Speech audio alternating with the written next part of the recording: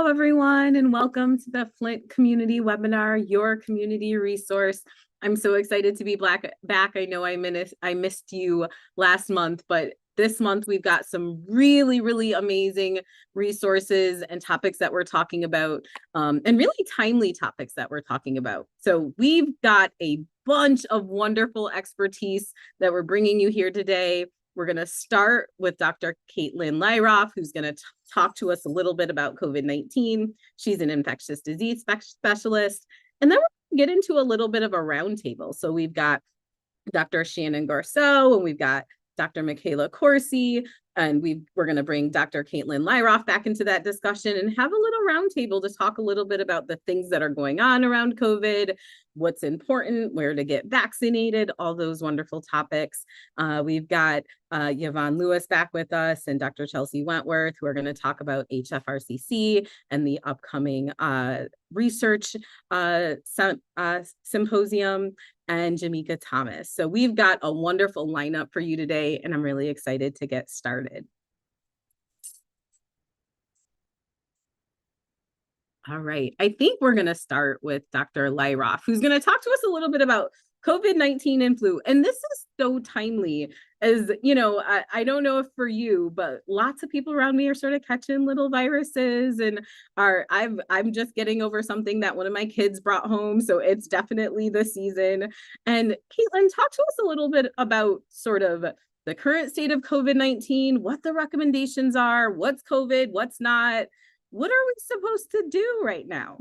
Yeah, all very good points. I'm just going to share my screen here. Can you all see it okay?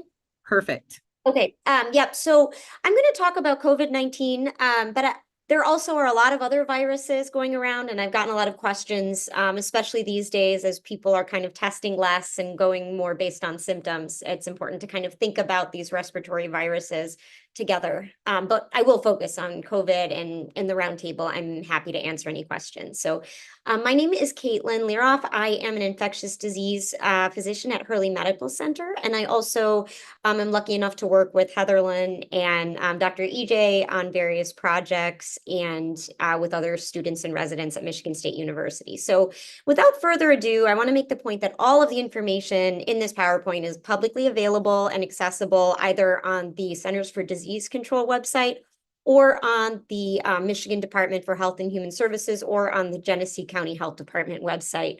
Our Centers for Disease Control really does a lot of work on virus surveillance, and you can actually see updated numbers with many different viruses and other information about those viruses through the National Respiratory and Enteric Virus Surveillance System. I also just wanted to make a quick note. This was actually an email that we got today, but there is an increased rate of pertussis, also known as whooping cough, in the community in Genesee County. There's been 11 cases reported so far, which is a sharp increase. As from only 2020 to 2023, there were 7 cases. So the most important thing you can do, and this will come up throughout this PowerPoint, but is to really get vaccinated. Pertussis vaccines are often given as part of the tetanus and diphtheria. So Tdap, tetanus, diphtheria, and pertussis. You can get one of those every 10 years, although it's most effective within the first 2 years after vaccination. And it's also recommended, especially for pregnant women, to try to give some immunity to their newborn babies against pertussis. So to start with, this upcoming respiratory season is thought to be about 80% chance of the same or better than last year, which is honestly really good news for all of us. As you can see, 2023, 2024 was down from 2022, 2023. And so, that is a hopeful thing, but we still have to do what we can. So in general, the Centers for Disease Control has kind of updated their guidance after you get one of these viruses to focus not just on COVID, but also, any sort of respiratory virus. Again, given that people aren't testing as much and that testing is imperfect. And, they are recommending that you stay home and away from other people until your symptoms are getting better, you're fever-free for 24 hours without meds. And then after that, that you take added precautions for the next 5 days or so, like wearing a mask. With COVID, the recommendation, if you're in the community, is that you isolate for 5 days and then wear a mask for the additional 5 days. So just a brief review, a lot of this you'll know, so I'm going to go over it more quickly, but COVID-19 is the shortened name of what is called in the medical community severe acute respiratory syndrome coronavirus 2, much less catchy, SARS-CoV-2.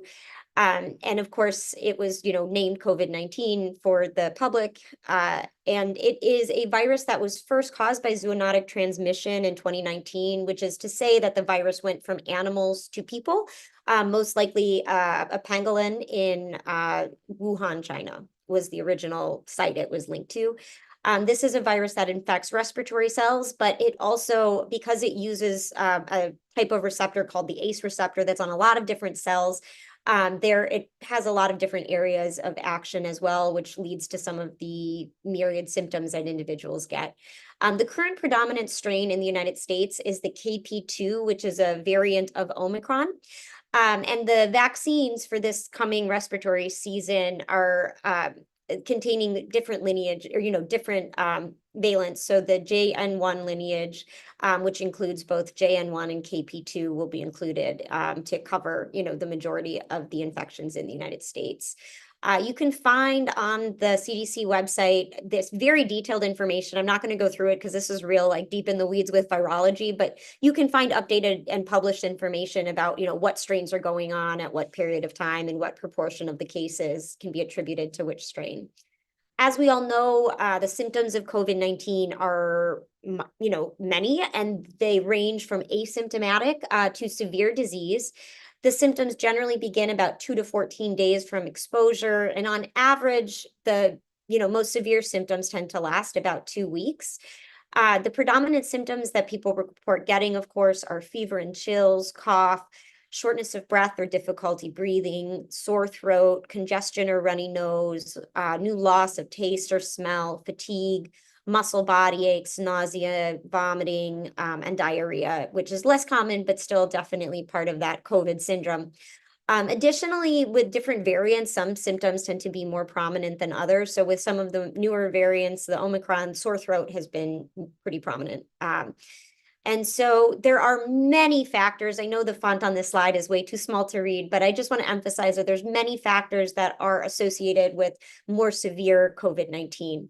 And that another reason, aside from just the immediate infection, another reason we care about COVID is that it can lead to many long-term complications. There are some inflammatory complications that occur when the immune system is overactivated, including multi-system inflammatory syndrome, which is much more common in pediatric patients, Guillain-Barré, which is a progressive weakening syndrome, and then pericarditis or myocarditis, which is inflammation of the heart, neurologic complications if the virus causes inflammation in the nervous system and in the brain. Infections with COVID can also predispose you to further fungal or bacterial infections. Blood clots are a common complication associated with the inflammatory state of the virus. And of course, one that a lot of people are talking about today and is worth addressing is long COVID. And this has actually been found to be in about 7% of adults and 1% of children since the onset of the pandemic. So the New England Journal of Medicine has recently published an article defining long COVID, and there are guidelines about how to define long COVID, both from the CDC and from the World Health Organization, and they overlap quite a bit. These are taken from the World Health Organization. I just think they're a little more generalizable, but the recommendations are virtually the same. So in order to qualify for long COVID or post-COVID-19, you need to have a history of probable or confirmed infection. The symptoms have to last for 3 months from the onset of your symptoms, and that they have to last for at least 2 months, as some individuals have said symptoms go away and then come back. And also that the symptoms cannot be explained by an alternative diagnosis.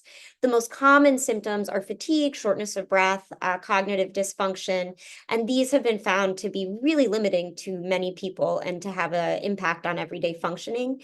The symptoms can be new onset following recovery, or they might just persist from the initial illness. And some individuals report symptoms that fluctuate or go away and come back multiple times over time. And this, because the virus in general was seen to cause less severe disease in children, we're still working on the pediatric diagnosis of long COVID for children. I also wanted to highlight that these symptoms are really not uncommon. 15 to 87% of people report fatigue after COVID, after they recover from the initial infection.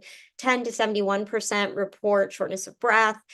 Chest discomfort seen in 12 to 44%, persistent cough in 17 to 34%, memory changes, concentration, even mood changes have been associated with kind of that post-infectious syndrome. In general, of those who have these syndrome, about 50% report diminished quality of life. And about 10% of individuals have many other different symptoms that occur so rarely that they're kind of hard to put in this more generalizable information. So this is from the New England Journal of Medicine article on long COVID.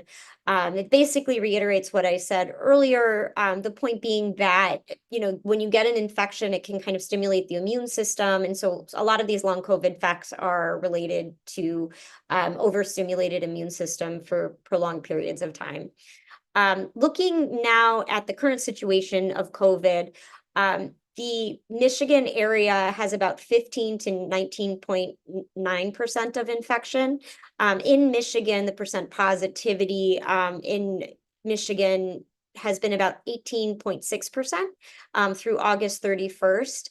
This is a slight improvement, a slight worsening of test positivity the past 2 prior weeks. Additionally, as of September 6, 2004, the percent of deaths due to COVID-19 in the past week was 2.1%, which is a change of about 61%. These percentages are overstated because we don't actually have that many deaths from COVID anymore, but that is an increased rate. This data is all available on the Michigan Department of Health and Human Service website. And I just want to point out that we're really heading into that virus season. When people go back to school and go back indoors, we definitely start seeing upticks in people presenting to the ER with symptoms consistent with COVID or with other respiratory viruses, such as cough, runny eyes, runny nose, fever. And those numbers are definitely increasing as far as the overall trend. Even if they might change, from day to day or week to week, the overall trend is definitely increasing. And so in Genesee County specifically, it was hard to find exact kind of the moment data for me, but I did want to just take a look and kind of compare what's been changing with COVID in recent years. And as you can see, in 2024, there were only 3,367 cases compared to 53,519 during the peak of the pandemic in 2021 to 2022. And also in 2024, there were still 42 deaths attributed to COVID-19. Overall, the death rate from the virus in Genesee County is declining. The death rate of cases in 2020 was about 2.36%. And as of 2024, the rate is about 1.24%. So overall, I think some of these cases, it's difficult to say these are actual numbers because, like I said, people are just not testing as frequently. There was a time in the hospital where we were doing a lot of screening of patients just on whole units, and we're not, doing that the same way anymore. So I think these case numbers need to be taken with a grain of salt. But at the same time, it is good news that the overall mortality rate is declining from infection with the virus. You can see here that comparing 2023 in this pink line to 2024, it seemed like we were kind of lagging behind cases, but we are now currently heading kind of above where the line previously was. So just to kind of keep an eye on that. And then this on the left is just a map of the state of Michigan with a focus on Genesee County, noting that there were 181 cases reported the week of August 31st with 25 average daily cases, but no deaths.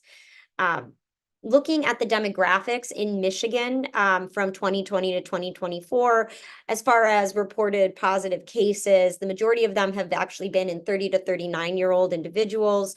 There is an increased number of cases reported among women and among minority individuals such as Black, African American, American Indian, Native Alaskans. And there is a higher case rate by Hispanic ethnicity as well. However, just looking, yeah, and you can see here, I just highlighted some of the most influenced groups. So in 2024, though, it does look like our pattern's a little bit different. Again, this may be more due to just screening than to actual number of cases, but there definitely were found to be the most cases among the very elderly. This honestly may be because a lot of like subacute nursing homes and nursing facilities do a lot more screening and testing than any other sector, without indications right now. So it also overall is, I'm sorry, this arrow is malplaced, but is affecting women more than men, minority individuals such as Black and African American individuals, and Hispanic individuals at a slightly higher rate. Now, in addition to vaccination, there are treatments available for COVID, including Pemgarda, also known as Pemivibart, which is a infusion, a pre-exposure infusion that you can get to kind of decrease the risk of progression to those at the highest risk for severe disease. This was just added to the recommendations actually in August, so I'm not sure at this point if a lot of hospitals even have that, but if you or someone you know is very immunosuppressed and has a lot of risk factors for severe disease, this may be something for them to talk to their doctors about. Paxlovid, antiviral, we've all heard a lot about. It decreases viral replication, but it's not recommended for use for individuals less than 12 years old. A lot of that may just have to do with the way it was studied, but that's still the current recommendation. It's not recommended for use in patients with severe kidney or liver disease. And if you do go on this medication, you really need to talk to your provider to make sure there's no drug interactions, because the ritonavir component of Paxlovid is infamous for having drug interactions.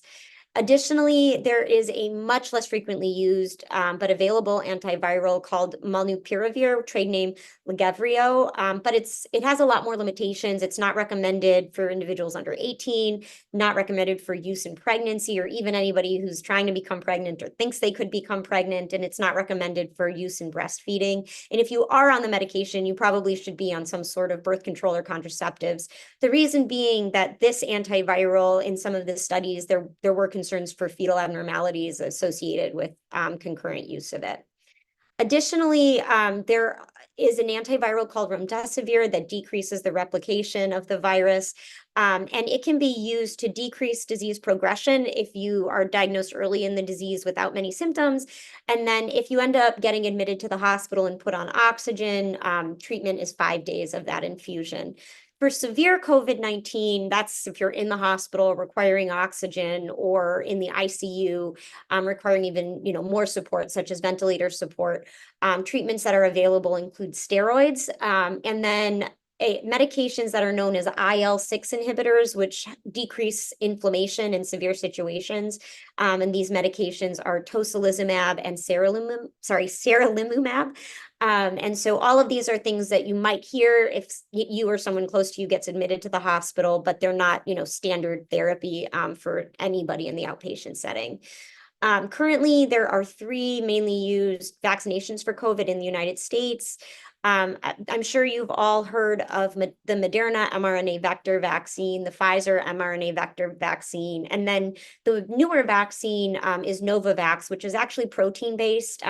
This is a vaccine technology that's been used for years and years and years. So some individuals who might be a little bit hesitant with the newer technology of the mRNA vaccine may be more comfortable with the development of the Novavax vaccine.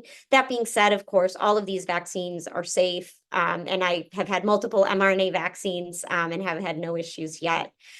So the vaccine recommendations are a little bit different if you've never received a vaccine before, or if you've received previous doses of the vaccine, and if you're immunocompromised. So if someone's never been vaccinated before and they are 6 months to 4 years old, they're recommended to get 2 doses of the Moderna vaccine or 3 of the Pfizer vaccine. Ages 5 to 11 can get 1 dose of either. And then ages 12 and older, they're eligible also for that Novavax vaccine. And so if you do start off that vaccine series, it's 2 vaccines. If If you decide to go for the mRNA vaccines, then it's just 1 dose of the Moderna or the Pfizer vaccine. If you've received previous doses of a COVID-19 vaccine, which a lot of us fall into, ages 6 months to 4 years can get 1 or 2 doses. And then ages 5 to 11 can get 1 of either.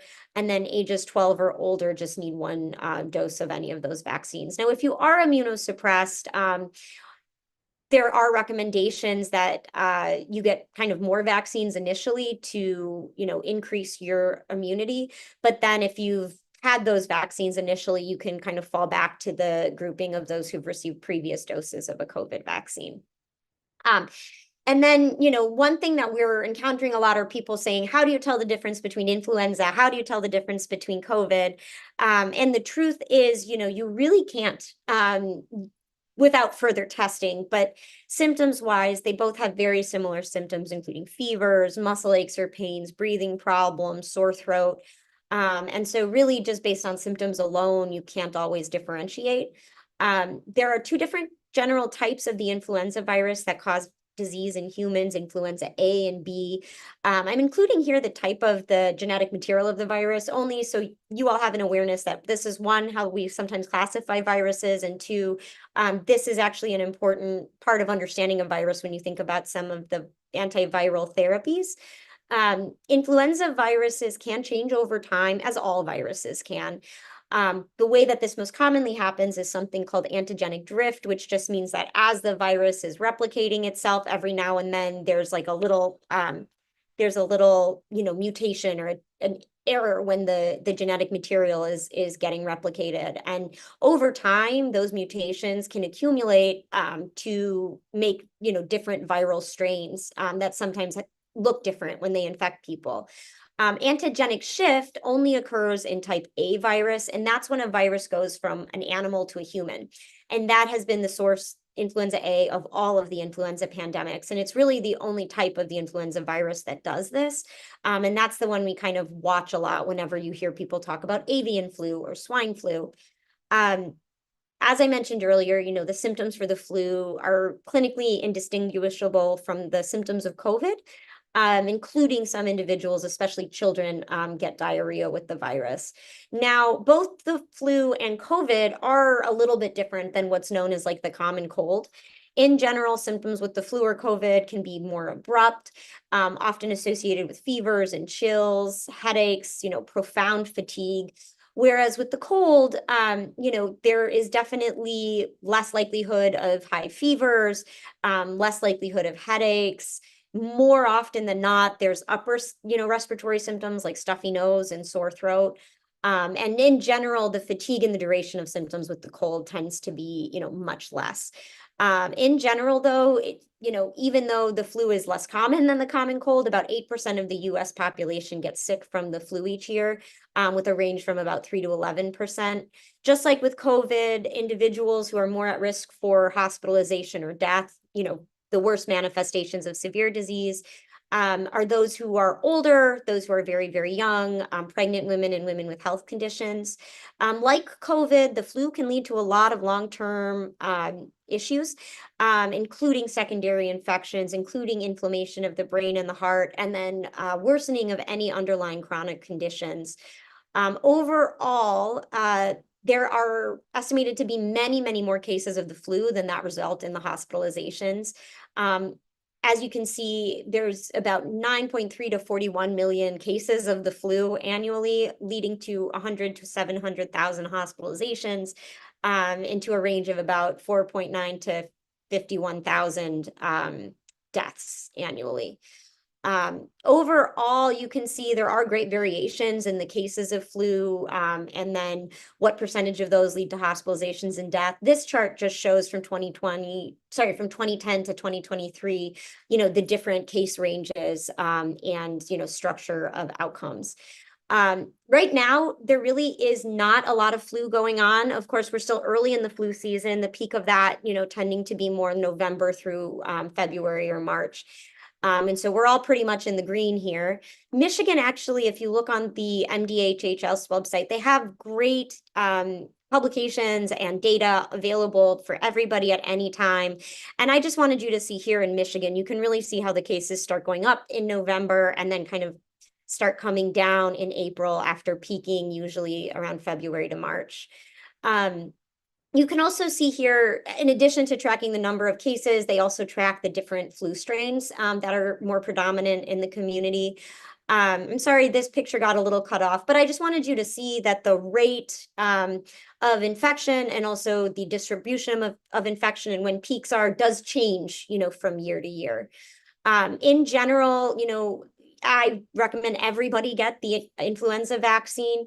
These are vaccines that are designed every season, based on what the main circulating strains are, in order to try to come up with the most effective vaccine for that year's strain of the virus. Beginning in 2024 to 2025, again, all of the vaccines are going to work against 3 different strains of the virus, 2 different influenza strains, and then an influenza B strain. Everybody over the age of 6 months is recommended to get the vaccine. Ideally, I would recommend for most people that they get the vaccine by the end of October. You don't want to get it too early because immunity can wear off over time. And you really want to get it so you're maximally protected, during influenza season. Some individuals who are immunocompromised, though, should talk to their doctors. And as they may be recommended to get the vaccine at different times. In general, there are 3 main vaccine types. There's the standard dose influenza vaccine and then the high dose vaccine, which is recommended for those 65 or immunosuppressed or over 65. And then there's a nasal spray that is sometimes useful for younger people who don't like shots. It's not approved for babies, but it's also not for pregnant or immunocompromised individuals. There are antivirals available for the flu. These are viruses that stop the virus from these are medications that stop the virus from breaking out of the cell, and they're most effective if given early. The state of Michigan is also watching the highly pathogenic avian influenza, also known as bird flu. There have been 16 cases of this reported nationally. It's caused by that influenza A type virus, the one that can do that antigenic shift. And it's being tracked both in humans, but also in poultry and in other cattle. Now, the virus is being watched in the state of Michigan, and it's something that the Michigan Department of Agriculture and Rural Development continues to work with the state, federal partners, MSU, the veterinary school and laboratory to kind of provide surveillance for this.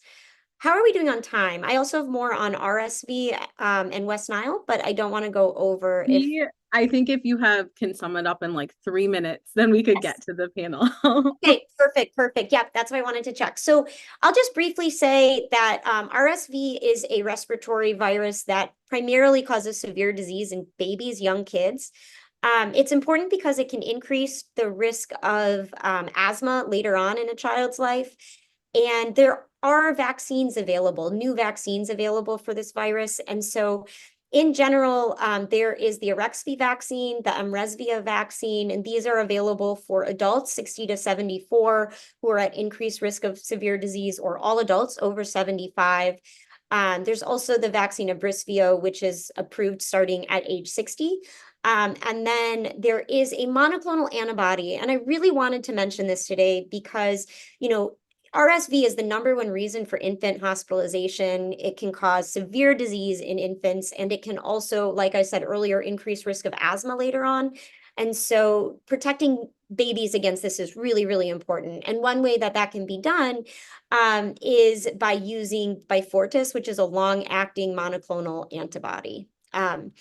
And then West Nile virus I just wanted to highlight it. There was a question about it earlier, but it is a virus that is transmitted through mosquitoes. It's the most common mosquito-borne disease in the United States. It's really very rare overall, but there are cases, in Michigan. We don't have that many, but every so often there are 8 cases or so.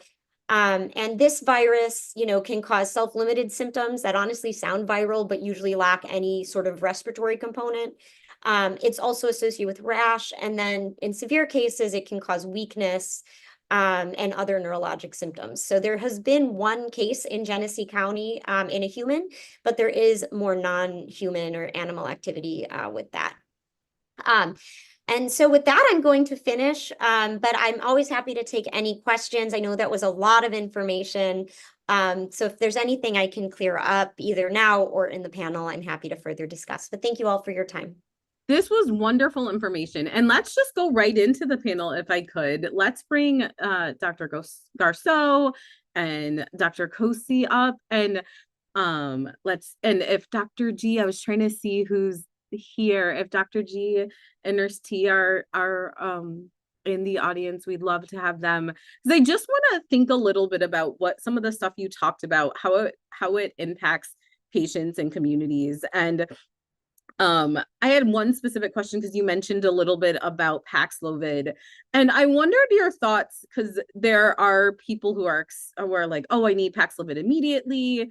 Obviously, it works better if you can start it as soon as possible. We've also heard of this phenomenon around rebound that people get a little bit worried about, and I wondered if any of you would talk a little bit about that.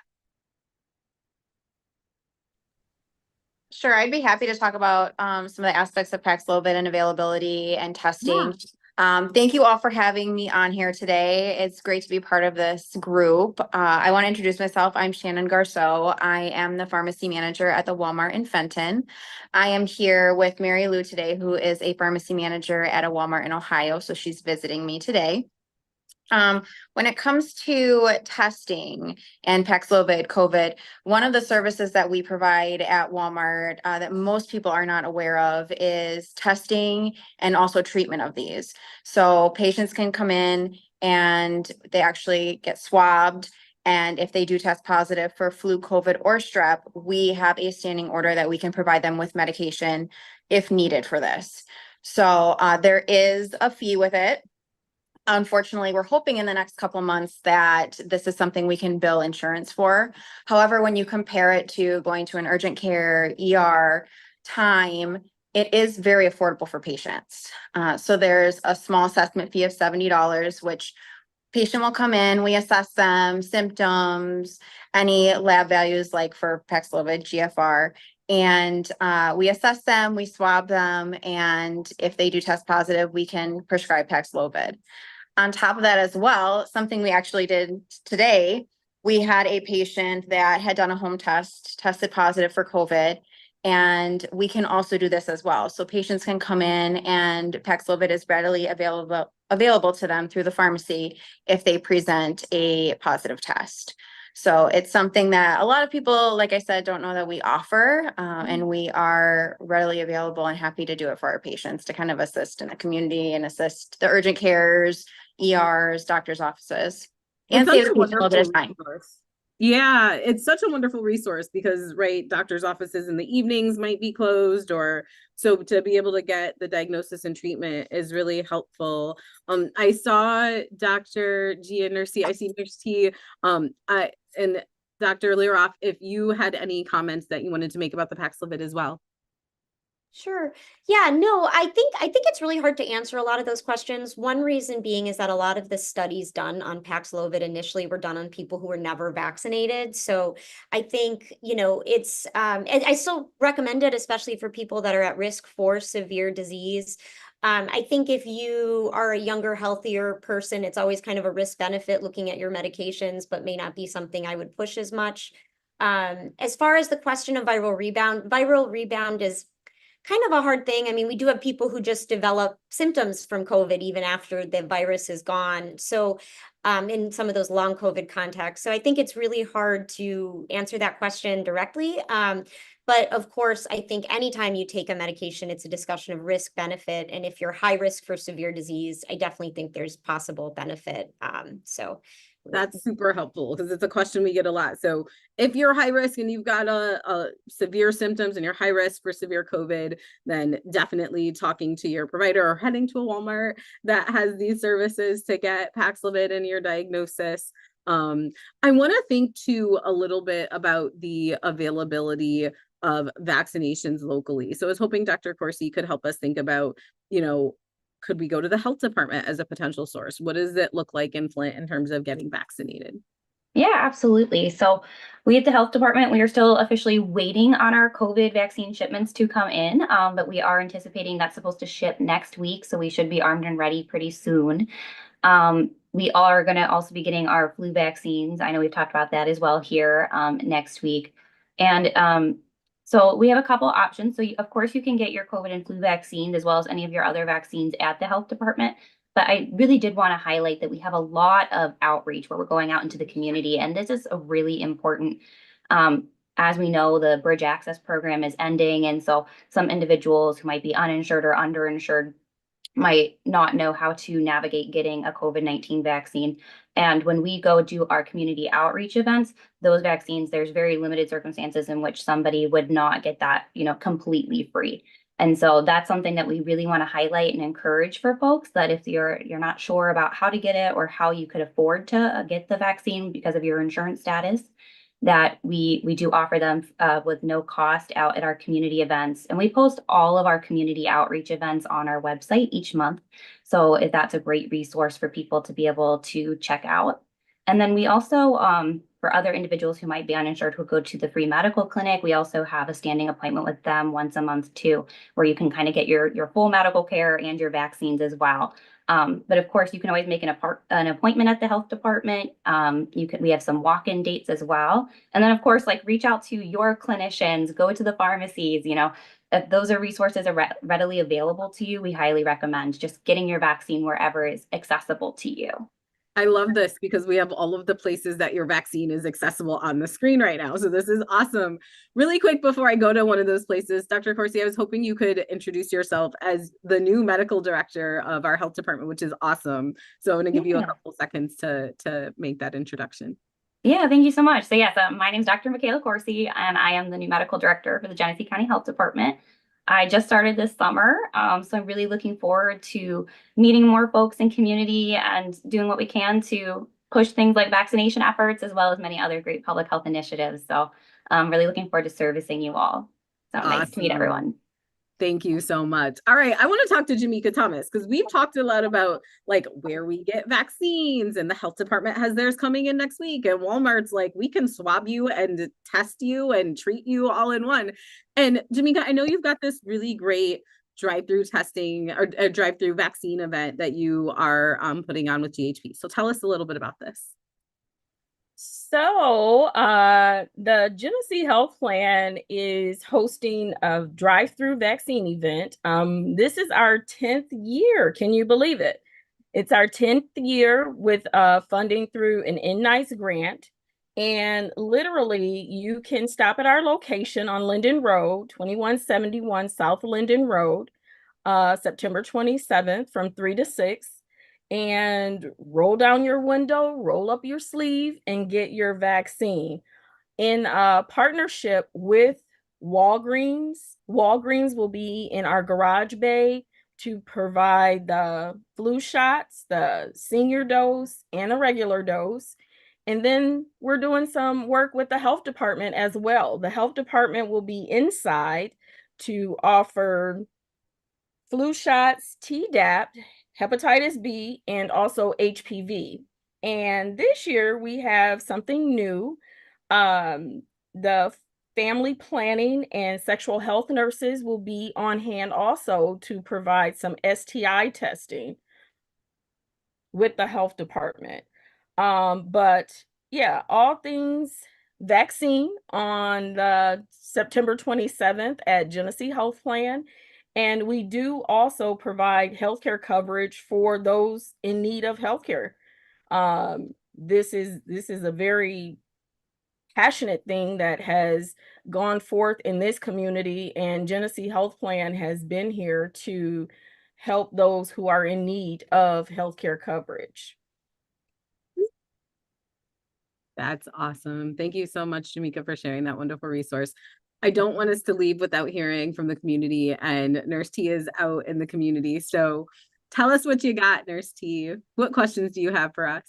Oh, actually, we don't have any questions. We just want to say kudos, and we want to say that we are live right now at Metropolitan Baptist Tabernacle with Big Brothers Pharmacy. We are hosting a blood drive as well as giving vaccinations. We're giving COVID, Flu vaccines. the flu vaccines, and so far we have vaccinated about 5 people.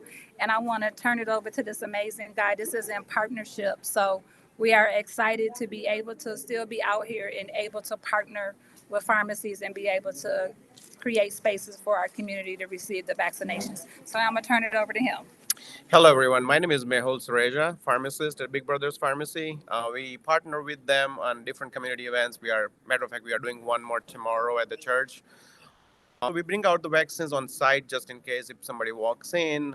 We look up their records to the state maker. We check their up-to-date records on the vaccine if they need any. We do offer it right on the site.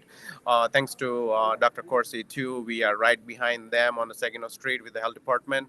So we do get a lot of referrals from there too, or we just go out to their homes and we do vaccinate people who doesn't have transportation or they have disability, they can't get out of the house. So we do offer a lot of services in the community, just like my fellow pharmacist. I think Shannon mentioned about a lot of stuff about that too. I used to work with Walmart too before, so I know the Walmart is pretty good about getting patients into their doors and have them get the vaccination right away. So thank you everyone. As a team, everybody in the community, we can make a difference.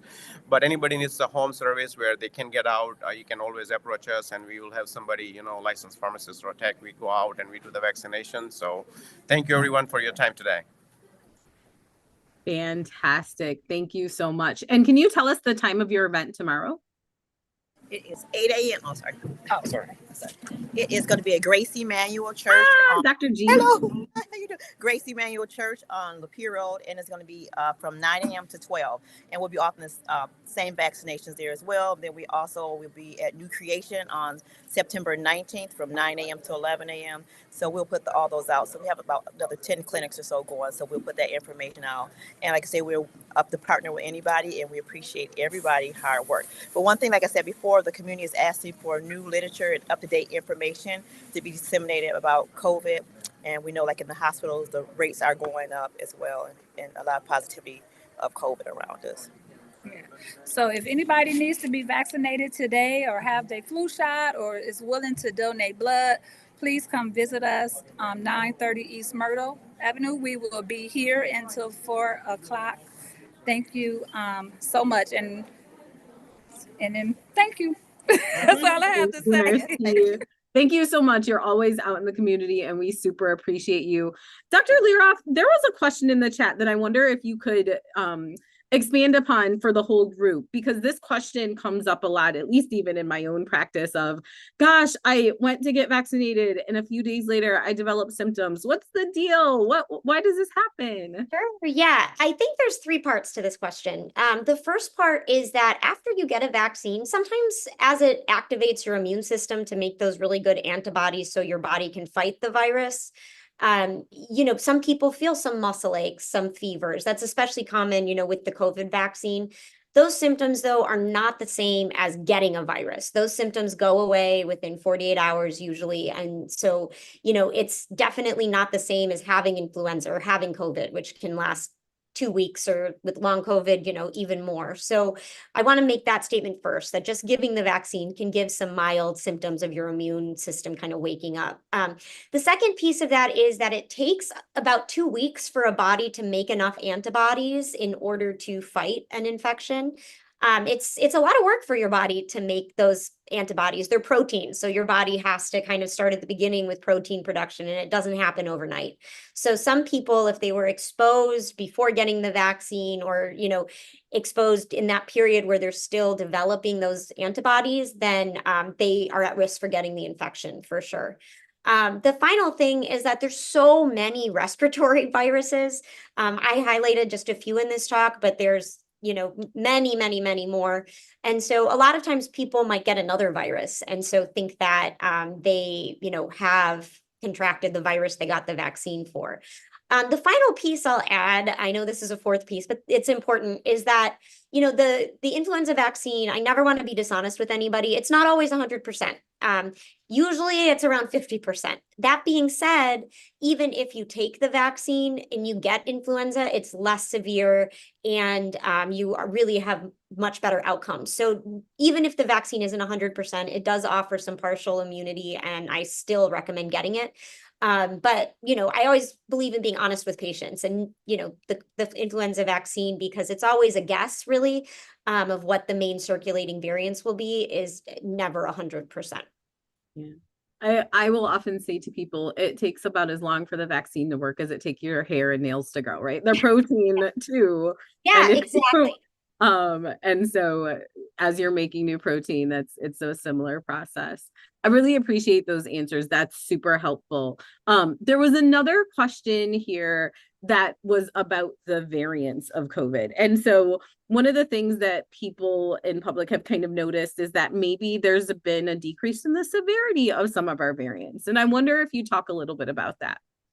Yeah. So, you know, when you think about viruses, every organism in the universe does what it can to meet its own needs, right? And so if you're a virus, what's going to be the most effective thing for you to be? And that would be something that has a low mortality, but is highly transmissible. And so the longer, you know, a virus can be asymptomatic, the more it can transmit. So all of these things put force on the virus to kind of evolve in that direction. So in time, we have seen the virus have lower mortality. Part of that is also related to people having prior vaccinations or infections that give them some sort of immunity. But definitely the virus is getting less deadly than it was. And, you know, to that end, other symptoms are less pronounced than they were with like the first iteration of COVID. Just anecdotally, you know, in the hospital, people are nowhere near as sick with the infection as so many were, you know, back when it first started. Although if you are immunosuppressed, if you are older, you can still really get very sick. So I'm not trying to undermine that at all. Some strains do have some symptoms that are more prominent than others. You know, the Omicron strain, there's been a lot of sore throat. You know, so they are a little bit different for sure, depending on how they've mutated.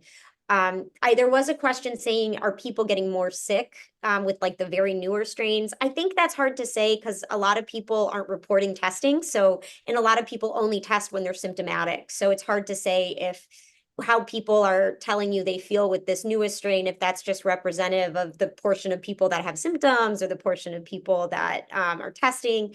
So I couldn't answer that with any real reliability. But definitely the strains can be different. Yeah. And this question might be for Dr. Corsi as well as yourself. Dr. G was talking a little bit about the increased rates in hospitals and sort of that we're seeing this increase. Are you seeing this increase, Dr. Corsi, sort of in data across the Genesee County that we've seen sort of that bump in rates? And what other strategies should we be thinking about to make sure people are aware? Yeah, we definitely are seeing that increase in rates. I think Dr. Lerup did have some data from the county in that presentation, but for anyone who missed it, yes, we are certainly not isolated here in Genesee County. We're seeing the same kind of changes that we're seeing across the nation in terms of a spike in cases across the summer of COVID-19. At this point, we're not seeing really the other respiratory viruses take off quite yet, but that's not unexpected. We would anticipate that not for several more weeks. I'm sorry, what was the second part of the question? I just said it, are there strategies that you all at the health department are using to make people aware? And are there things that we should be doing as people who are tuned into this webinar to make sure people are aware of even resources like Walmart or the Genesee Health Plan drive-through event? Yeah, absolutely. So I think you know, we're working on kind of some of our media strategy and what we want to do and putting information out about that. We were somewhat delayed since we were still waiting on our COVID-19 vaccines, and we wanted to be able to not only point people to the fact that we see an increase in cases, but also the directions of how we can provide resources and how people can protect themselves. For us, I think our biggest messaging is going to be, you know, get vaccinated. Again, it might protect you from illness, but if it doesn't protect you fully from illness, it's going to prevent you from that severe disease. And then really stay home if you're sick, wash your hands frequently, like all of those good things that we know prevent spread of illnesses in our communities. And I know we're working very closely with the schools, so that way they know that they feel confident in their infection control practices as people, start having more, go back to school and they're all around each other and there's more circulation of virus in the community that, coincides with that going to school and things like that. So I know that's some of the outreach we're doing. Fantastic. I want to ask Dr. Garso the same sort of, what are you seeing people walk into the facilities with, and what are the asks for? What do we need to be thoughtful about in terms of resources that we need to make sure get to people? I think right now we're just focusing on vaccinating all of our patients. We do have availability of COVID, all the flu, the standard flu, high dose flu, just getting people vaccinated. And we also, all of the stores in this Genesee County area, Walmarts, we also have access to MICR. So we're also running MICR for all of our patients and offering all those other vaccines like tetanus, the RSV, like we talked about. So just getting out there. We have table events a couple times a week. So we're out there talking to just people that might not be our patients, but just people in the community that we want to get vaccinated and just prevent the spread of the illness. Got it. And then there was a question in the chat that you might also be able to answer is, when do you get high dose flu and who should get that? So high dose flu is for anyone over the age of 65. Everybody else will get the standard, which is either flu block or we have flu zone. I don't know. We do not have the flu mist available here at this location. I'm not sure what the availability is at the other stores, but we do have all the other forms of it. Fantastic. I'm going to give everyone on the screen an opportunity to have one last comment that they want to make sure people walk away with regarding COVID, flu, any of the viruses that we're running into right about now. And I'll start with Dr. Liroff. Mine's probably predictable, but I would say just get vaccinated. They're wonderful, wonderful technologies and can really make a big difference. And yeah, that's all. Dr. Corsi. I would probably just agree. I really just strongly recommend that people get vaccinated. And then again, if you're not feeling well, stay home. I think that's one of the best things you can do, as long as it's within your capability. Try to protect others around you as well. And Jamika, will you mention a couple of details around your event again as well? Yes, vaccines are designed to protect, and I think I've heard that several times here today. The event is September 27th at the Genesee Health Plan, 2171 South Linden Road, from 3 to 6. There will be 2 ASL interpreters on hand, and if English is not a primary language for folks, we do have someone to interpret for those people as well. Flu shots will be available in addition to HPV, hepatitis B, Tdap, and the health department will also be offering some STI testing. Fantastic. Thank you so much. And Dr. Garso, any last comments? I think to kind of echo everything, just educate our patients, talk to them, those that are against vaccination, let's see why they're against it. Are they just not informed? Are they not just understanding the significance that they can have in protecting themselves and others? So education is a big thing that we find here at the store level, and talking through those barriers with why a patient might not want to get vaccinated. Fantastic. Thank you so much. I'm just checking the chat because I'm making sure we're not missing anyone's questions. And I know I said the only last question we had is there was a question about if people should be concerned about the delay in testing related to symptoms. And that can be anyone with the expertise who wants to answer. What do you mean by the delay in testing? Like if you get tested days after your symptoms start, or I think the question is around, like, if you have symptoms, can you trust that the test, a negative test, can you trust a negative test? Got you. So it's the truth is probably not. If you have symptoms, I would follow the CDC's respiratory virus recommendations, which is to isolate with your symptoms, to, not be around people until your fever resolves without medications, and to probably wear a mask or take precautions if you have to be around people. The testing, depending on which type of testing you're doing, they have different levels of sensitivity and specificity, how well it tests what it's testing. And so that can also change at different periods of the illness. So I think the most important thing is to really go from your symptoms at this point, and that way we can decrease transmission of all of these viruses. That makes a lot of sense. I want to say a huge thank you to this entire roundtable. What amazing expertise we've had here today. What amazing community partnership. I really appreciate all of the support and all of the education that you've provided the community with today. Thank you so much for all of it. We are going to, it's kind of a pivot. It's not entirely a pivot. We've got wonderful people talking about community resources and how they're bringing trusted information to the community. So it's still on topic. I'd like to bring Dr. Wentworth and Yvonne Lewis to the screen to talk a little bit about the HFRCC Symposium. Oh, and in new Zoom land, I've forgotten to go over this little COVID-19 snapshot, which just gives you a really nice summary of all the things we've talked about today. Remembering that vaccination matters, the new and most current recommendations, get your vaccine, and factors behind declining risk related to COVID. Thank you, Dr. Jennifer. It's good to see you today. It's great to see you. And just thinking about listening at the webinar today is where we started talking about COVID almost 3 years or 4 years ago now, looking at what was going on with COVID through the HFRCC. The webinar started, and so we're here today with our annual symposium that's coming up. And the two things we talked about during those weeks, many weeks, was both COVID and the flu. And our theme for this year is keying in on research to action, and it shows based upon the information that was shared today how research has provided for us information that we didn't have when we first started the webinars all those years ago. So Chelsea's going to give us a quick update, a rundown on what's going to be happening at the symposium, and we just want to encourage you to come out and be a part. And thank you.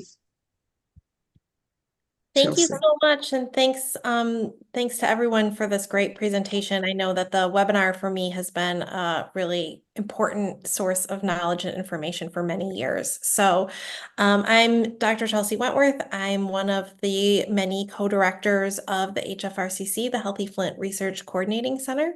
And Heatherlyn, if you can put us onto the next slide, I'm also going to share in the chat for everyone this link where you can register to join us for the annual research symposium. So this will be on September 27th from 9 a.m. to 3 p.m.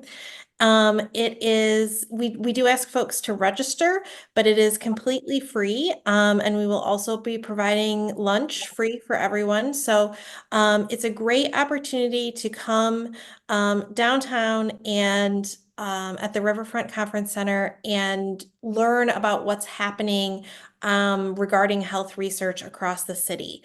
So we have a number of great speakers lined up throughout the day. And we will be hearing from, in both oral presentations and in poster presentations, from a lot of researchers who are working over the years doing research in partnership with community and on health-related issues in Flint. And so this is an excellent opportunity to learn a little bit more about that, to be able to ask questions informally, one-on-one of researchers, to learn more about what's happening and to see what's relevant to you, and to network and think about ways that you might be able to get involved and learn a lot more. So we do this at the HFRCC every year in the fall, on the last Friday of September. So we're excited that this is coming up. Again, the link, you can go to hfrcc.org and find the registration link there. The full registration link is also at the bottom of the screen and in the chat if you'd like to click directly on that. And we ask that you register by Monday because we are going to be ordering for food and such, and want to make sure that we have enough for everybody. So please do go and register soon so that you can we can have enough for everyone. But we're very excited about this and are looking forward to hearing about what's happening and how we can foster great conversations going forward and launching another year of great research in Flint. Yvonne, do you want to add anything else? Just that there'll be opportunities for participation by community. We'll have some awards that will be presented. So we want you to come out for both community and academic partners who participated. And again, on behalf of the Healthy Flint Research Coordinating Center and our partners, which this webinar has just been such a critical part in getting information out to all of our community members as it relates to some of the research that's going on and impending research. So we look forward to your participation. And again, making sure that we have credible information that you can benefit from, just as was shared by all the partners on the webinar today. Thanks so much.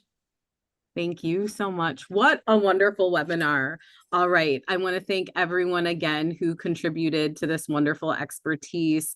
A thank you to Dr. Garceau, a thank you to Dr. Learoff, a thank you to Dr. Kosi, Jamika Thomas. Thank you for letting all of our people know about the GHP event. Dr. Gianursi, always here in the community. We appreciate you. Dr. Wentworth and Yvonne Lewis, always a pleasure to have you. A reminder about continuing education units for community health workers. We'll see you next month. Stay safe and stay healthy.